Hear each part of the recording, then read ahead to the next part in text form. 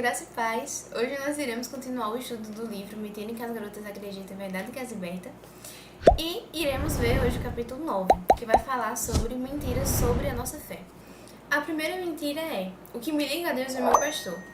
As autoras trouxeram esse problema como um problema grande, né? Porque grande parte das garotas em que elas entrevistaram para escrever o livro sofriam com isso, principalmente pelo fato de algum líder espiritual ou algum conselheiro que elas admiravam muito e tinham com muita importância havia as magoado ou deixado a igreja, o que acabou as deixando, em suas próprias palavras, abandonadas. E muitas, inclusive, acabavam se desestimulando e deixando de ir à igreja por conta disso. Primeiramente, as autoras vão rebater essa questão, dizendo que os seus pastores e os líderes da sua igreja são, sem dúvida, líderes espirituais muito importantes na sua vida, na sua caminhada cristã, mas você só pode ter acesso a Deus unicamente através de Cristo, somente por Ele. Cristo é o único sumo sacerdote que nós temos, o único mediador, então coloque toda a sua dependência apenas nele. E quando algum líder espiritual seu for embora ou amagoar por alguma atitude e você se sentir dessa forma, abandonado ou entristecida, veja isso como uma oportunidade para se aproximar de Cristo e deixar que Ele cure isso em você. Não caia nesse perigo que as autoras falaram, né, de se desligar do corpo de Cristo, de se desligar da igreja, colocando desculpa nas ações de outras pessoas. Por mais que essas experiências tenham sido dolorosas. Porque, como as autoras bem disseram, a igreja, o corpo de Cristo, precisa de unidade. Você precisa dos irmãos e eles precisam de você. Não importa quantas experiências ruins você tenha na igreja, ela sempre será o melhor lugar para você crescer, servir e ser discipulada. Nós temos que entender que nenhuma igreja é perfeita. Até porque, enquanto nós estivermos aqui na Terra, nós vamos continuar sendo pecadores e podemos sim errar uns com os outros. Mas a igreja é o plano de Deus. Ela é a noiva de Cristo. Ele a ama e deu a sua vida por ela. E nós, como parte desse corpo, como parte dessa igreja, também devemos amar assim como Cristo amou. Se você parar para pensar no peso que isso carrega, de você estar lidando com a noiva do Cordeiro, aquela que foi escolhida e amada por Ele, você vai ver o quão importante é essa unidade que nós devemos ter aqui na Terra. E vai ver também que você não tem opção nenhuma para sair dela quando você quiser, sem ter compromisso algum. Principalmente por quaisquer dos problemas que nós falamos anteriormente. Ponha seus olhos apenas em Cristo para que você permaneça firme quando o desânimo vier, e ame e perdoe aqueles irmãos que lhe magoarem. No que estamos falando agora, né, que diz relação a essa mentira, algum líder espiritual também, assim como Cristo fez por nós, nos perdoando, inclusive de ofensas muito maiores. A segunda mentira é: todos na igreja estão me julgando.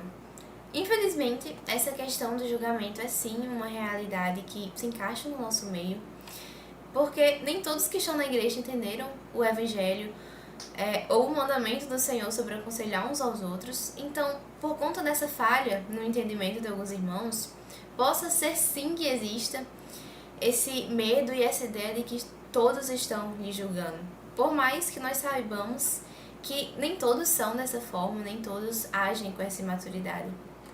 E aqui também cabe uma exaltação a nós, como igreja, de que nós precisamos ser conselheiros fiéis e ouvir os problemas uns dos outros, os seus desabafos, sem fazer fofoca, sem julgar, estando sempre prontos a ouvir e a aconselhar naquilo que o Senhor fala. Mas o que fazer nessas ocasiões?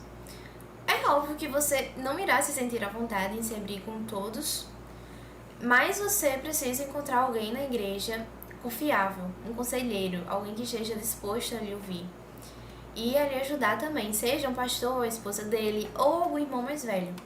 E caso realmente esteja difícil, ore a Deus, peça para que Ele lhe mostre essa pessoa. E outra questão também bem importante, preste atenção, porque caso você não consiga enxergar ninguém, talvez o problema esteja em você. Talvez realmente tem alguém disposto a lhe ajudar, alguém que está lhe estendendo a mão, mas você está obscurecendo a sua vista e se recusando dessa ajuda. Justamente por causa desse medo e dessa ideia de que não pode confiar em ninguém porque será julgado. E sobre essa última questão, as autoras dizem o seguinte: o medo de ser julgado pode fazer que você se afaste da sabedoria de pessoas mais maduras, sobretudo quando se trata de confessar um pecado que você precisa de ajuda para superar.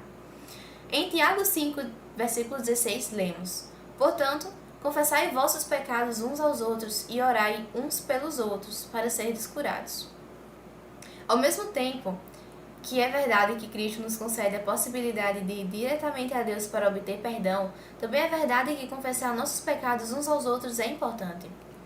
Você vai obter muito consolo ao falar sobre aquilo que secretamente lhe causa vergonha, com a pessoa que pode abraçá-la com amor e ajudá-la a resolver o problema conforme a orientação bíblica. Não é fácil contar seus pecados a uma pessoa mais velha e mais sábia e pedir a ela que ore por você. Porém, se for humilde e superar seu medo de ser julgada, você desfrutará a bênção de encontrar a libertação tanto do pecado quanto desse medo terrível de ser julgada. A terceira e última mentira é claro que eu sou cristã, eu faço isso. Aqui entra na questão das obras, né? Como, por exemplo, a lista que as autoras trouxeram, que é claro que eu sou cristã, eu sempre vou à igreja, ou meus pais são cristãos, eu fui criada na igreja, atendi ao apelo naquele culto, e, enfim, por aí vai, são várias. Mas nós temos que entender que a essência da verdadeira salvação, da verdadeira conversão, não vem de práticas e nem de declarações nenhumas, mas sim de transformação. Apenas Deus pode saber quem verdadeiramente é cristão, mas Ele nos deixou na sua palavra alguns padrões pelos quais nós podemos nos avaliar. E para começar, você primeiramente tem que nascer de novo.